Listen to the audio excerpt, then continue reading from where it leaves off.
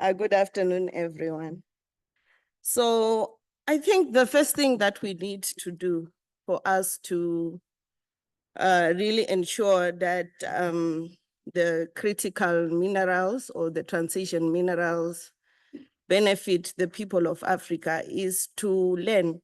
Maybe it may be late for us to do that, but I think when we look at what is actually happening at the moment, from the extraction of cobalt in DRC, the lithium from where I come from in Zimbabwe, when we look at, extraction of nickel and all these minerals, we continue to see a continuing pattern of human rights violations. We continue to see loss of livelihoods and even further poverty as a result of the expansion of the exploration and extraction projects.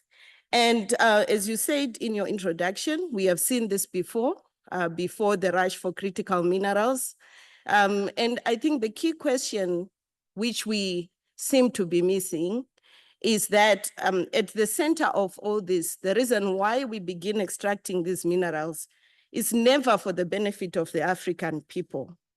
We begin to extract these minerals to satisfy a demand that is coming from outside. And as a result, when we are putting in place infrastructure, be it pipelines, railway lines, and so forth, and when we are looking at the transport infrastructure, we are really looking at extracting the resources from Africa and taking them out. Yet at the same time, we are supposed to also look and say, Africa is also part of the equation. We are not even talking about a just transition. We are talking about addressing issues of energy poverty in Africa.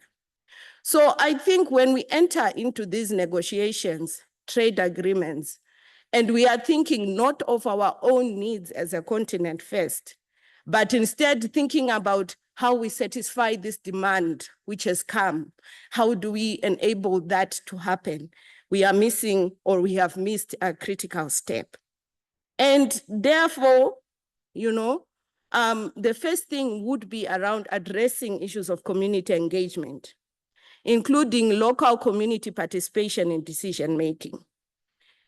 We also have, for instance, once we do this, we then again go back and we develop various documents.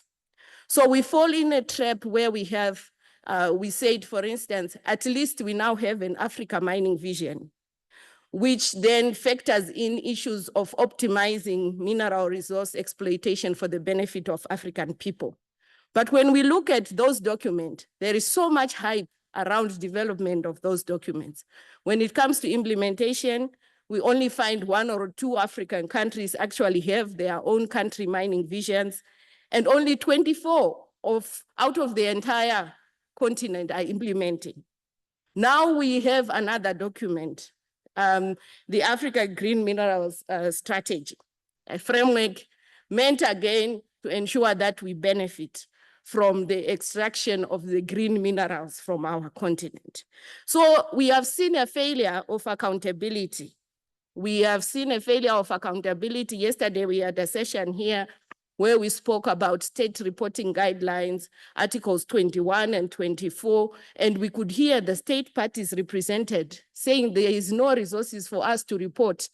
So you wonder now, how are they even holding accountable the corporations and even the state based on their guiding principle, the corporate responsibility to respect human rights, the state's responsibility to protect and promote human rights? How are they even holding them accountable before we even begin about going to report when the resources are not there?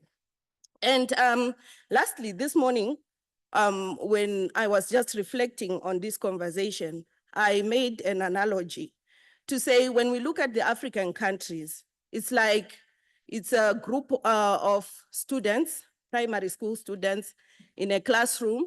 They are being asked to go and fetch different minerals, in this case, critical minerals, to satisfy their teacher so that the teacher is impressed and they get a trophy.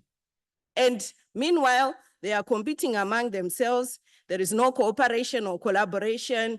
And in the end, they will all face the same problems of the massive environmental degradation, issues of human rights violations, but they are not focused on that. They are focused on winning the trophy. So we now go to the issue of cooperation. There is limited cooperation. I come from the Southern Africa region. We have a SADC mining protocol. In that protocol, we speak about cooperation among the Southern African states. We speak about development of infrastructure, shared infrastructure, so that we benefit from the extraction of resources and mineral resources in Southern Africa. But when we come to think of it, as countries, we are engaged in this race to the bottom, this competition where we are still seeking out the trophy. And it becomes a big challenge if we are not cooperating as African states to ensure that all those documents, the Africa Mining Vision, the Africa Green Mineral Strategy, really results in sustainable and resilient lives for the people on the continent. Thank you.